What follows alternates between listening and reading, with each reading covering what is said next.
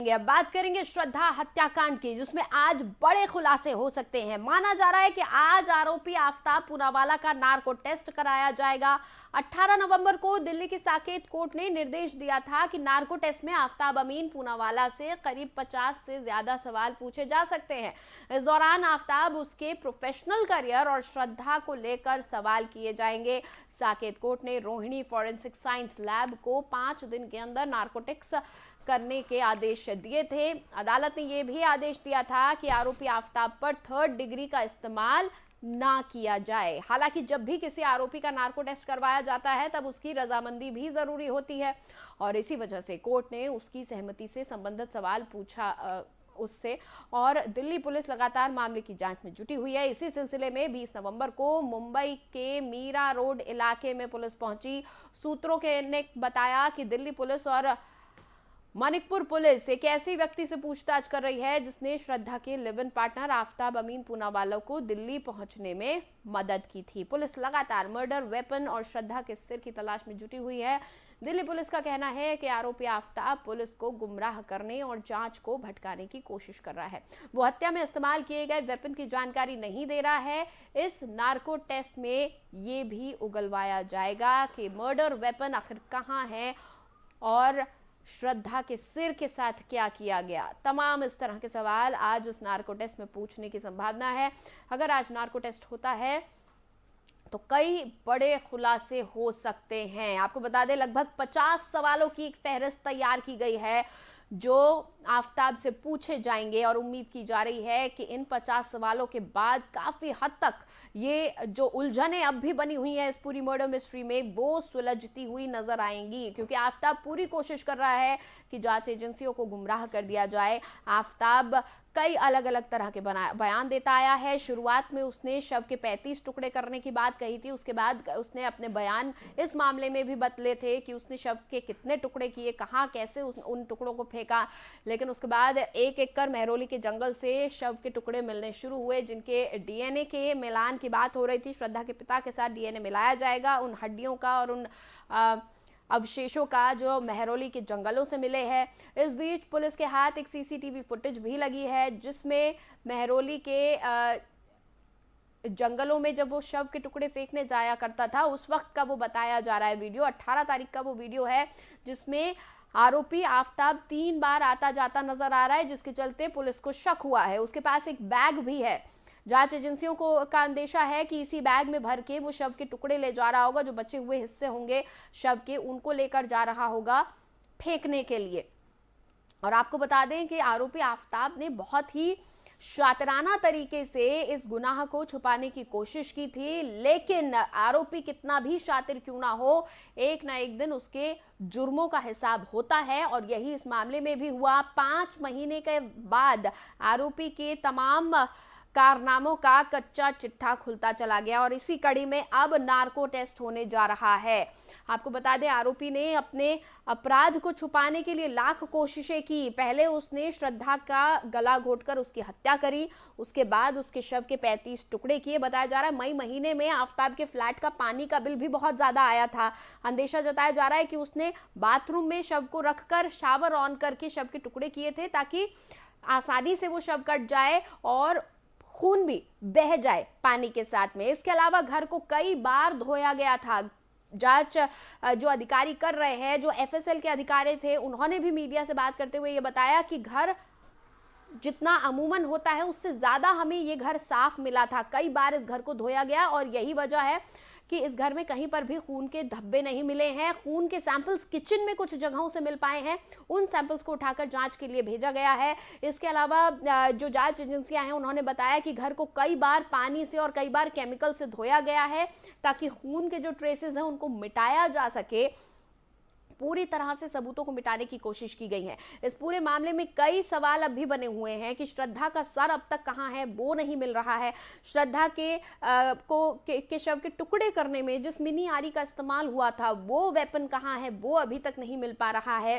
Phone को लेकर भी वो बार बार अपने बयान बदल रहा है। दरअसल उसका कहना है कि उसने अपना फोन OLX पर बेच दिया था और अपनी सिम तोड़कर फेंक दी थी। हालांकि उसके बाद उसने वही नंबर, अपना वही मोबाइल नंबर दोबारा से दिल्ली से जारी करवाया था। तो पुलिस इस मामले की भी जांच कर रही है कि किसको उसने वो फोन भेजा और जो फोन बेचा था वो क्या वजह थी कि उसने फोन बेच दिया और सिम तोड़ दी, सिम क्यों तोड़ी गई थी, इस बारे में भी जांच की जा रही है। तो तमाम ऐसे सवाल हैं जिनके जवाब अब भी जांच एजेंसियां ढूंढ रही हैं और उम्मीद जताई जा रही है कि अगर आज नार्को टेस्ट होता है तो इन 50 सवालों के जरिए कई उलझनें सुलझती नजर आएंगी। इसी खबर पर ज्यादा जानकारी के साथ मेरे सहयोगी अजीत मेरे साथ जुड़े हुए हैं, उनसे हम बातचीत करेंगे। अजीत, लगातार आप इस पूरे मामले पर नजर बनाए हुए हैं, आज बहुत अहम दिन माना जा रहा है क्योंकि अगर आज नार्को टेस्ट होता है तो कई बड़े खुलासे हो सकते हैं।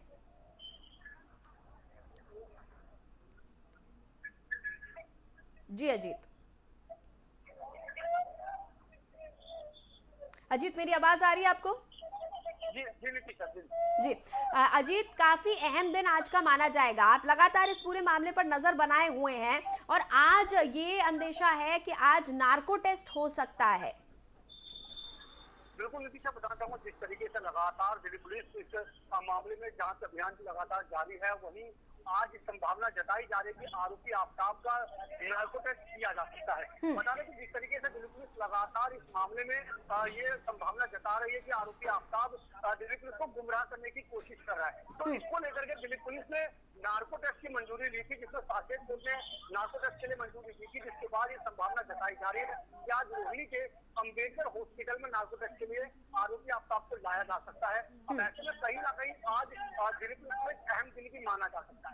अगर मैं बात करूं, इससे पहले कल भी दिल्ली पुलिस को लगातार सर्च अभियान में जंगलों और जो हड्डियां है वो जो बताया जा रहा है कि वो श्रद्धा वॉकर का ही हो सकता है। फिलहाल उसको आगे जांच के लिए भेज दिया गया है।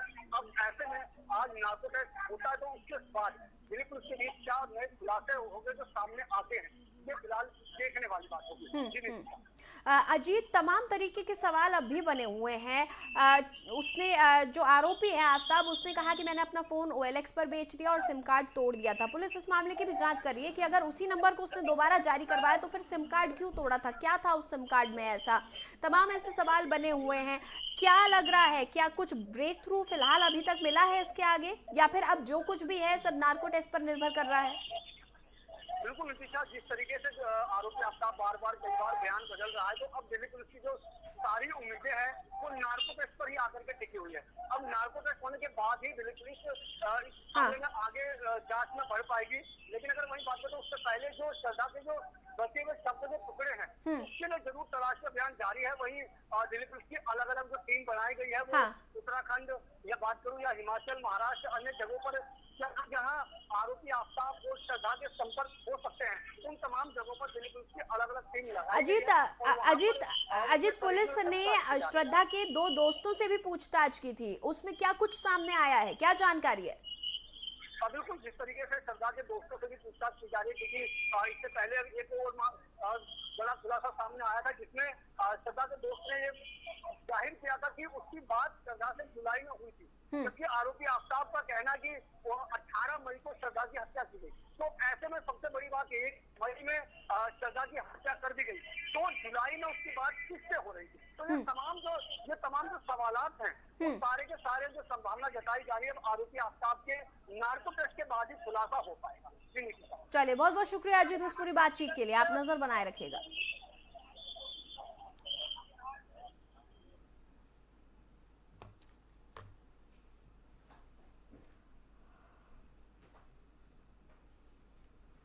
तो इस पूरे मामले में सवाल अब भी कई सारे हैं जिनके जवाब जांच एजेंसियां तलाश रही हैं। इंतजार है कि नार्को टेस्ट के बाद क्या कुछ सामने आएगा, क्योंकि अब तक पुलिस के हाथ ये तो सुराग लग गए हैं कि आरोपी आफ्ताब ने ही श्रद्धा का मर्डर किया था, लेकिन उसके बाद भी कई चीज़ों को लेकर आफ्ताब पुलिस को, जांच एजेंसियों को गुमराह करने की कोशिश कर रहा है। और इन्हीं तमाम चीज़ों के खिलाफ पुख्ता सबूत इकट्ठा करने के लिए पुलिस अब नार्को टेस्ट करने जा रही है, जिसके लिए साकेत कोर्ट ने कहा था कि 5 दिन के भीतर ये टेस्ट हो जाना चाहिए।